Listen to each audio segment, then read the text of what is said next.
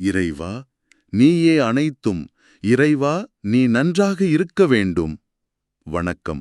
நீங்க எங்களோடு பகிர்ந்துக்கற இந்த மூலங்கள்ல இருந்து சில முக்கியமான கருத்துக்கள் அலசுற இந்த உரையாடலுக்கு வாங்க. இன்னைக்கு நாம கொஞ்சம் ஆழமா பார்க்க போறது சித்தனருள் 1945ங்கிற ஞான நூல்ல இருந்து. அன்புக்குரிய மரியாதைக்குரிய காகபுஜண்ட மகரிஷி அவங்க அருளின கலியுக பொதுவாக்கோட சில பகுதிகள். மீர்காட் கங்கை கரையில் அவங்க சொன்னதா ஒரு குறிப்பு இருக்கு. ஆமா. நம்ம நோக்கம் என்னன்னா, இந்த கலியுகத்தோட தன்மை என்ன, மனுஷனோட நிலைமை, உண்மையான பக்தியோட சக்தி, இதெல்லாம் மரியாதைக்குரிய மகரிஷியோட பார்வையில புரிஞ்சுக்கணும். அதோட அவர் சொன்ன ஒரு அற்புதமான பக்தி கதை இருக்கு. அதுல இருந்து கொஞ்சம் உத்வேகம் பெறணும். சரி, ஆரம்பிக்கலாமா? பிறவி எடுத்தும் ஏன் பாடம் கத்துக்க மாட்டேங்கிறான்? துன்பம் வந்தா மட்டும் ஏன் கடவுளை நினைக்கிறான்? இத பத்தி எல்லாம் சொல்றாரு. அறிந்தும் இன்னும் பல பிறவிகள் மனிதன் எடுத்தாலும் அதனை பற்றி உணர்வதில்லைன்னு அவர் சொல்றத கவனிச்சிங்களா? ஆமா. இதனாலதான் சித்தர்கள் திரும்ப திரும்ப புண்ணியம் பண்ணுங்கன்னு சொல்றாரு. கலியுகத்தோட அந்த உண்மை இயல்பையும் விளக்குறாரு. பல பிறவி எடுத்தும் பாடம் கத்துக்கலங்கிறது கொஞ்சம் யோசிக்க வேண்டிய விஷயம்தான். துன்பம் வந்தாதான் கடவுள் ஞாபகம் வர்றாங்கிறதும் இது என்ன? இந்த யுகத்துல மனுஷ இயல்பு இதுதானா? ஆமா, மரியாதைக்குரிய மகரிஷி அததான் சுட்டி காட்டுறாரு. மனுஷன் தன் வழியில போய் எல்லாத்தையும் இழந்து அடிபட்டதுக்கு அப்புறம் தான் கடவுளை தேடுறான். இதுவா அறிவுன்னு அவரே கேக்குறாரு பாருங்க.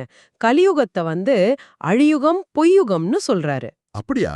ஆமா, இங்க துன்பம்ங்கிறது தவிர்க்க முடியாத ஒண்ணு. ஒரு வகையில இயல்புதான். நிச்சயம் இக்கலியுகத்தில் அனைவருமே பின்துன்பங்களோடு தான் வாழ்வாங்கன்னு சொல்றாரு.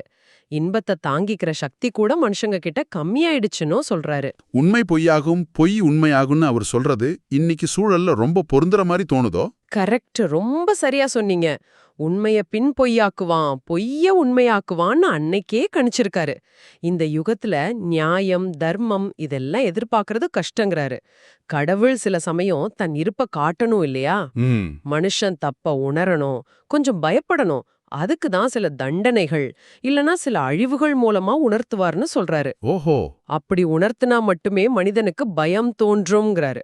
அதாவது நாம செய்யற செயலுக்கு விளைவு உண்டுன்னு மனுஷன் புரிஞ்சுக்கணும். எப்படி ஒரு சூழல்ல இந்த அழியுகம் பொய்யுகம்னு சொல்ற காலத்துல மனுஷன் எப்படி வாழறது?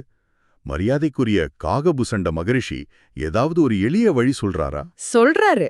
அவரு கலியுகத்துல ரொம்ப முக்கியமா வலியுறுத்துறது பெரிய யாகங்களோ ஹோமங்களோ இல்ல நீண்ட மந்திர ஜபமோ இல்ல. அதுக்கு பதிலா உண்மையான பக்தி, அன்பு, கருணை, அப்புறம் நல்மனம், இதுதான் முக்கியங்கிறாரு. நல்மனமா? ஆமா, மெய்ஞானிகளும் இததான் விரும்புறாங்களாம். முன்னாடி யுகங்கள்ல தேவைப்பட்ட சடங்குகளை விட இந்த அடிப்படை குணங்களே போதும், அதுவே இறைவனை ஈர்க்குங்கிறாரு. உண்மையான பின் பக்தியும் அன்பும் கருணையும் நிச்சயம் இருந்தால், அதோட நல் மனதும் இருந்தால், இறைவன் உங்களை ஆசிர்வதித்து நிச்சயம் மேலே அழைத்து செல்வான்னு உறுதியா சொல்றாரு. அதாவது நம்ம எண்ணம் உயர்வா இருந்தா கடவுளே நம்ம கிட்ட வருவார்னு சொல்றாரு. ஒரு சாதாரண உபதேசம் மாதிரி தெரியலாம். ஆனா இந்த கலியுகத்தோட நெருக்கடியில அதை கடைபிடிக்கிறது தான் பெரிய சேலஞ்ச் இல்லையா? அதே சமயம் அவர் ஒரு முக்கியமான எச்சரிக்கையும் கொடுக்கறாரே, மனுஷனையே தெய்வமா கும்பிடுற காலம் வரும்னு. அது கொஞ்சம் கலக்கமா இருக்கே. ஆமா, அது கலியுகத்தோட முதிர்ந்த நிலை, அதோட உச்சகட்டத்துக்கான அடையாளம்னு சொல்றாரு.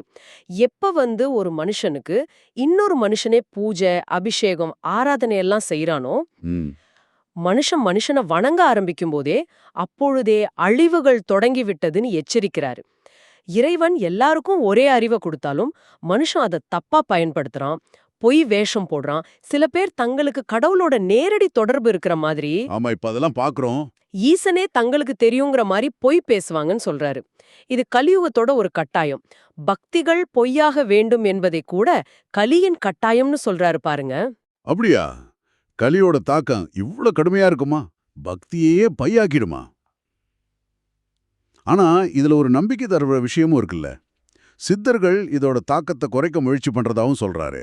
உண்மைதான். கையை நிச்சயம் பின் கீழ் இழுக்க நிச்சயம் பின் சித்தர்கள் யாங்கள் இருக்கின்றோன்னு அவர் ஒரு உறுதி கொடுக்கறாரு. சித்தர்கள் ஏதோ ஒரு ரூபத்துல மனுஷங்களுக்கு தெரியாம கூட அவங்கள காத்து வழிநடத்திக்கிட்டு தான் இருக்காங்க. கலியோட வேகத்தை குறைக்க முயற்சி பண்றாங்க. ஆனா மனுஷ வாழ்க்கையோட உண்மையான அர்த்தத்தை இன்னும் சரியா புரிஞ்சுக்கல. அது புரிஞ்சுக்கிட்டா இந்த பிரச்சனை இல்லங்கிறாரு. ஆனாலும் கலியுக மனுஷனோட சோம்பேறித்தனத்தால எதை சொன்னாலும் ஏத்துக்க மாட்டேங்கிறான். பணத்துக்காக மந்திரம் சொல்றது, இந்த பரிகாரம் செஞ்சா எல்லாம் சரியாயிடும்னு சுலபமான வழிய தேடுறான். ஆனா இறைவன் இட்ட கணக்கு நிச்சயம் பின், எப்பொழுதும் பின் மாற்றவும் இயலாதுங்கிற உண்மையும் அவர் ஞாபகப்படுத்துறாரு. இந்த மாதிரி ஒரு சிக்கலான சூழல்ல தான் அந்த அசைக்க முடியாத நம்பிக்கையோட வலிமையை விளக்க மரியாதைக்குரிய காகபுசண்ட மகரிஷி அந்த அற்புதமான கதையை சொல்றாரு.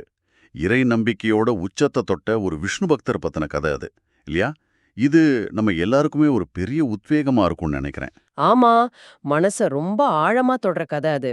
சிந்திக்க வைக்கிற கதை. இதுக்காக காசி நகரத்துக்கு இவ்ளோ மகிமை வந்துச்சுன்னு சொல்றதுக்காக இந்த கதையை சொல்றாரு. திருப்பதி மலையில இருக்கிற பெருமாள் மேல ஒருத்தருக்கு தீவிர பக்தி. அவரோட பக்தி உண்மையானதா, சோதனையை தாங்குமான்னு பார்க்க மகாவிஷ்ணுவே அவரை ரொம்ப கடுமையான சோதனைக்கு உள்ளாக்குறாரு. சோதனைக்கா? தண்டனை இல்லையா? இல்ல, இது தண்டனை இல்ல, சோதனைன்னு சொல்றாரு மரியாதைக்குரிய மகரிஷி. பார்ப்போம், இவன் தன்னை நம்பி விடுகின்றானா, இல்லை பின் கடைசியில் பாதியில் விட்டு செல்கின்றானா என்று விஷ்ணு அவரை சோதிக்க நினைச்சாராம். என்ன மாதிரி சோதனைகள் அது? கொஞ்சம் சொல்லுங்களேன். சாப்பிட சாப்பாடு இல்லாம தவிச்சாரு. தொடர்ந்து பிரச்சனைகள், தீராத நோய்கள் வந்துச்சு. இருந்த வீட்டையும் இழந்தாரு. கடைசியா மகாவிஷ்ணுவே அவரை ஒரு மாதிரி பித்து பிடிச்ச நிலைக்கு தள்ளிட்டாருன்னு மரியாதைக்குரிய மகரிஷி சொல்றாரு. அப்படியா? ஆமா, உடம்புல ஒழுங்கா துணி கூட இல்லாம பிச்சை எடுத்து அலையிற நிலைமைக்கு வந்துட்டாரு. அவரோட நிலைமைய பார்த்து தேவர்கள், இந்திரன், மத்த ஞானிகள் எல்லாருமே வருத்தப்பட்டாங்களாம். ஏன் விஷ்ணு பகவான் இப்படி தம் பக்தனே இவ்ளோ சோதிக்கிறாரு அப்படின்னு தங்களுக்குள்ள பேசிக்கிட்டாங்களாம். அதுக்கு கடவுள் என்ன சொன்னாரு? சரி, அதை விட முக்கியமா அந்த பக்தரோட மனநிலை அப்போ எப்படி இருந்துச்சு? அதுதானே இந்த கதையோட மையம். விஷ்ணு, இவன் என் பக்தன், அவனை சோதிக்கிறது ஏன் கடமை, இதோட முடிவு என்னன்னு அப்புறம் தெரியும்னு மற்ற சொல்லிட்டாராம். ஆனா அந்த பக்தரோட மனநிலை அதுதான் நம்மள ஆச்சரியப்பட வைக்குது. அவ்ளோ துன்பத்துக்கு நடுவுலயும், பைத்திய மாதிரி அலையிற நிலைமையிலயும் கூட அவர் ஒருபோதும் தன் நம்பிக்கை விடவே இல்ல. அவர் உதடு நாராயணா நாராயணான்னு சொல்லிக்கிட்டே இருந்துச்சு. தனக்கு வந்த கஷ்டத்தை அவர் கஷ்டமாவே நினைக்கல. என்ன சொல்றீங்க? ஆமா, இறைவன் தன் மேல வச்சிருக்க அன்போட வெளிப்பாடுன்னு அதை இன்பமாவே ஏத்துக்கிட்டாரு. இத மரியாதைக்குரிய மகரிஷி ரொம்ப அழகா சொல்றாரு. துன்பத்தை துன்பமாகவே எண்ணவில்லை, துன்பத்தை துன்பத்தாலே அடித்தான், துன்பத்தால் அடித்து இன்பமாய் அவனே மாற்றிக்கொண்டான். பக்தினா இப்படி இருக்கணுங்கிறாரு. கேட்கும்போதே உடம்பு சிலிர்க்குது. கஷ்டம் வந்தா கடவுளை நோம்புதும், சந்தோஷம் வந்தா அவரை மறந்துடுறதுமான நமக்கு மத்தியில இப்படி ஒரு மன உறுதியா அந்த பக்தரோட கதை எப்படி முடிஞ்சது? நிறைய இடத்துக்கு அலைஞ்சு திரிஞ்சு கடைசியா ஸ்ரீரங்கம் வந்து ஒரு இடத்துல உட்கார்ந்துட்டாரு. வயசாயிடுச்சு, ரொம்ப முதுமை. கண்ணு சரியா தெரியல, காது கேக்கல, எந்திரிச்சு நடக்கவும் முடியல. அந்த நிலைமையிலயும் அவரு புலம்பல. அப்போ என்ன செஞ்சாரு? பக்தியையும் மனநிலையும் பார்த்த மகாவிஷ்ணுவோட கண்ணிலே தண்ணி வந்துருச்சான். ஓஹோ! இப்பேற்பட்ட ஒரு பக்தனானு அவர் ஆனந்த கண்ணீர் வடிச்சாராம். அப்புறம் ஒரு வயசான முதியவர் வேஷத்துல அந்த பக்தர்கிட்ட போய், ஐயா, ஏன் இந்த நிலைமையில இருக்கீங்க, உங்களுக்கு சொந்தக்காரங்க யாராவது இருக்காங்களான்னு ரொம்ப பரிவா கேட்டாராம். அதுக்கு அந்த பக்தர் என்ன பதில் சொன்னாது? அது முக்கியமாச்சே. அந்த பக்தர் சொன்ன பதில் நம்மள நெகிழ வைக்கும். எனக்கு ரொம்ப பெரிய சொந்தம் இருக்கு ஐயா. இந்த உலகத்திலே ரொம்ப பெரியவர் ஒருத்தர் எனக்கு சொந்தம். அவர் பேரு நாராயணன். அவர் எனக்கு சொந்தமா இருக்கும்போது இந்த உலகத்துல என்னை விட பெரிய அதிர்ஷ்டசாலி வேற யார் இருக்க முடியும் அப்படின்னு சொன்னாராம். ஆஹா! இத கேட்டதும் முதியவர் வேஷத்துல இருந்த விஷ்ணுவுக்கு கண்ணீர் பொத்துக்கிட்டு வந்துருச்சு. இவ்ளோ சோதனை பண்ணியும் இப்படியா அனி மனசு வருந்தினாராம். அப்புறம் என்ன நடந்துச்சு? அந்த சந்திப்பு எப்படி முடிஞ்சது? அழற முதியவரை பார்த்தா அந்த பக்தர், மகனே, ஏன் அழற, இவ்ளோ கஷ்டத்துல நான் வருத்தப்படலையே, நீ ஏன் அழற அன்னு கேட்டாராம். அந்த கருணைய பார்த்ததும் விஷ்ணு அந்த முதியவரை கட்டி அணைச்சு, நீங்க என் தந்தை மாதிரின்னு சொல்லி பார்க்கடல்ல படுத்திருக்கிற மாதிரி தன்னோட உண்மையான சொரூபத்தை காட்டினாராம். அற்புதம்! கடவுளே நேர்ல வந்த காட்சி கொடுத்த அந்த நிலைமையிலயும் அந்த பக்தர் தனக்காக எதையும் கேட்கல பாருங்க. அதுதான் இதுல ரொம்ப பெரிய விஷயம் இல்லையா? அதுதான் பக்தியோட உச்சம். அதுதான் உண்மையான நல்மனம், உண்மையான கருணை. தந்தையே, உங்களுக்கு இந்த உலகத்துல என்ன வரம் வேணும் கேளுங்க, தர்றேன்னு விஷ்ணு கேட்டப்போ அந்த பக்தர் தனக்கு நடந்த கொடுமையெல்லாம் மறந்துட்டாரு. தனக்கு ஒருவேளை சோறு கூட போடாத மனுஷங்களை பத்தியும் நினைக்கல.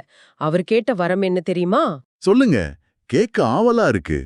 இறைவா, இந்த கலியுகத்துல மனுஷங்க தெரிஞ்சோ தெரியாமலோ நிறைய பாவம் செய்ய போறாங்க.